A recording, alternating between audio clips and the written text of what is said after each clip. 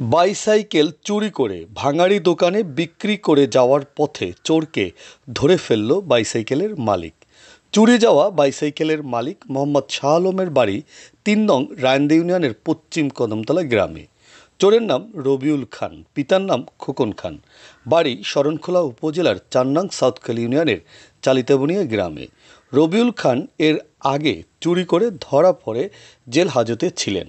রবিউলের নামে শরণখোলা থানায় চুরির মামলা আছে। বাইসাইকেলের মালিক মোহাম্মদ শাহ আলম বলেন, তার বাড়ি থেকে বাইসাইকেল চোর রবিউল নিয়ে যাওয়ার সময় রাস্তার লোকজন দেখতে পান। সেই সূত্র ধরে রাজুরের একটি ভাঙাড়ি দোকানে খোঁজ করেন। সেখান থেকে বাইসাইকেলের টুকরো টুকরো অংশ উদ্ধার করা হয়। খবর পেয়ে শরণখোলা থানার সাব ইন্সপেক্টর মোহাম্মদ জাহিদ চোর রবিউলকে গ্রেপ্তার করে শরণখোলা থানায় নিয়ে আসেন।